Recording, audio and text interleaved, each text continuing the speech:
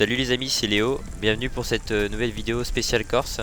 Car oui, pour ceux qui me connaissent pas, je suis breton et je vais régulièrement en Corse car j'ai de la famille là-bas. Et ça me permet de m'entraîner, notamment en apnée, et de voir des espèces différentes que vous allez pouvoir voir dans cette vidéo. J'ai pas l'habitude de faire ce genre de format, j'ai dû le faire seulement une fois sur mes anciennes vidéos. Alors si ça vous a plu, n'hésitez pas à me le dire en commentaire. Dans cette vidéo, je vais vous expliquer comment je chasse là-bas, les postes, les différents poissons, ce qui m'aide à faire des belles apnées, la technique de la largable.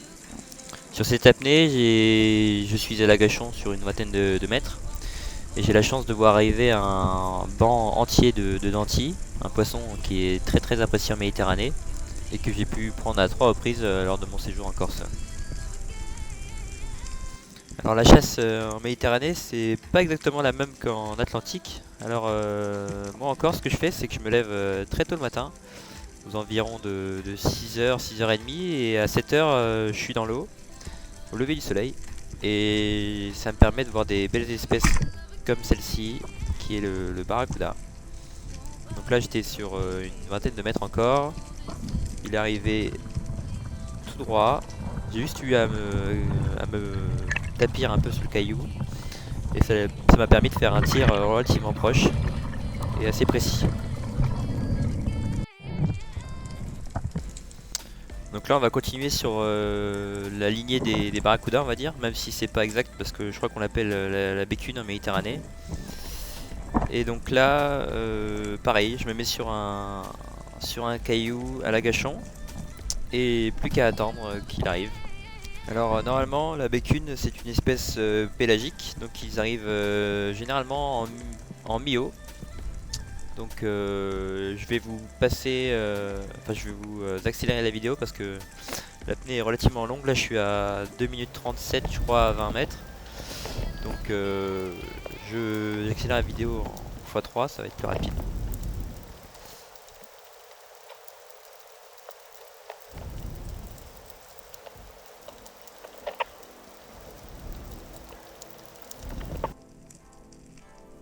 Donc là j'aperçois un petit barracuda, petite bécune,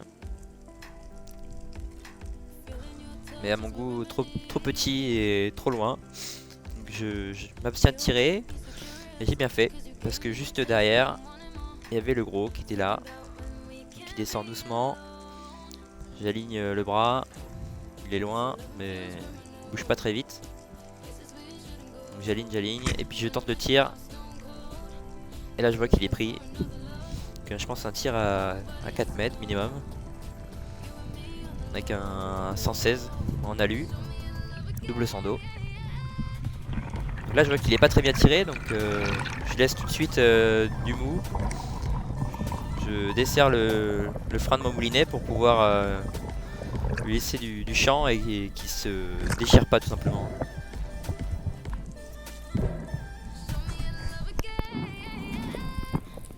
Donc là ce que je fais c'est que je remonte tout doucement le fil de mon moulinet, parce que j'ai vu qu'il était pas très bien tiré, donc j'y vais prudemment. Là j'ai accéléré la vidéo, donc c'est pour ça que je remonte vite, mais en réalité je remontais tout doucement.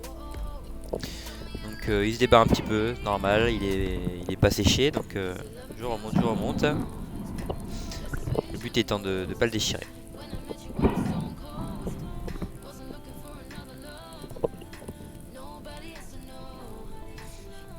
Il est joli, hein, il doit faire aux environs des 1,5 kg, 2 kg.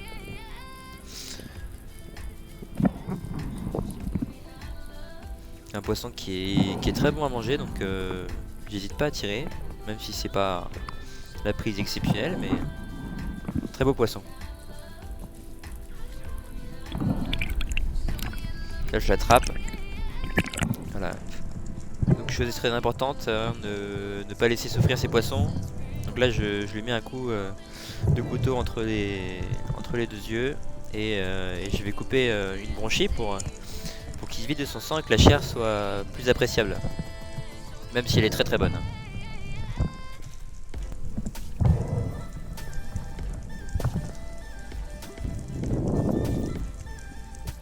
Donc là ce que je fais systématiquement maintenant, c'est d'accrocher mon poisson à l'accroche poisson et d'enlever la flèche après, parce que ça m'est déjà arrivé que le poisson mal tué reparte après avoir enlevé la flèche, et là c'est le drame, donc je veux plus que ça arrive, donc c'est pour ça que je fais ça. Et une petite action sur une bécune, donc là malheureusement gros loupé. Bon, c'est pour ça que je voulais vous la montrer, c'est qu'on les prend pas à chaque fois, et heureusement pour eux. Donc on passe maintenant sur ma plus belle action sur mon trip Corse 2022. Donc une action sur 19 mètres sur un sec rocheux. Je vais me mettre à la cachon. J'ai déjà vu du denti sur la zone, donc je sais qu'ils sont là. Donc j'essaie de me positionner pour qu'ils arrivent en face de moi. Donc là on a pu voir un magnifique banc de petits rougets, donc avec un gros individu dedans, si vous regardez bien. Donc là j'ai laissé l'action complète, hein. J'ai coupé un peu la descente, mais sinon j'ai tout laissé. C'est une apnée d'1 minute 40, pas très longue, mais c'est ce qui est plaisant parfois d'être à l'aise. Donc là j'ai vu le dentier arriver, il est en train de remonter tout doucement sur moi, je vais tenter le tir, et hop, il est dessus. Je pense que c'est un très beau tir, j'en suis très content, je pensais pas que ça allait arriver. On entend les bateaux, hein, même malgré la bouée, ils passent relativement près. On est sur une zone très fréquentée, que ce soit en été ou même hors saison. Mais les fonds sont absolument magnifiques. Donc petite précision, c'est mon premier dentier, donc j'avais vraiment pas envie de le perdre. Donc j'ai desserré le frein de mon moulinet, je suis remonté au moulinet. Comme ça le poisson est toujours en bas, il s'est normalement pas déchiré. Et donc là je vais redescendre avec mon couteau pour le tuer en bas et être sûr qu'il s'en aille pas, tout simplement. Parce que c'est un beau poisson et j'ai vraiment pas envie de le perdre. Donc là je vous montre ma montre. Donc là je sais pas si vous avez vu, mais le temps et la profondeur sont affichés en haut et ça défile. C'est pas le temps qui est affiché au milieu, ça c'est le temps de récupération. Ça me permet tout simplement de pas replonger trop vite. Donc là très dur parce que j'avais palpitant. J'ai 23 mètres à faire pour descendre et avec le couteau. Donc vraiment très dur comme apnée, mais bon, ça passe. Je descends, je vois qu'il est bien tiré. Donc là je vais le saisir tout simplement pour éviter qu'il passe l'ardillon de la flèche, parce que parfois l'ardillon se déploie pas. Enfin il y a toujours une bêtise avec ce genre de truc. Donc moi je vais chercher le poisson directement, comme ça je suis sûr qu'il passe pas l'ardillon. Donc là je remonte doucement avec. Niveau apnée finalement ça allait. Donc parfait. Je remonte avec mon poisson, trop content.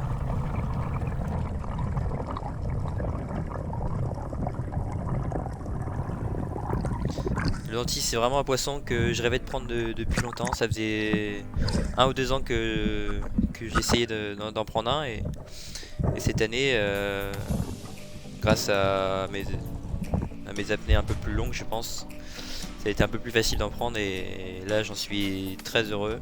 Magnifique poisson, c'est super bon en plus dans l'assiette. Enfin bref, que du bonheur.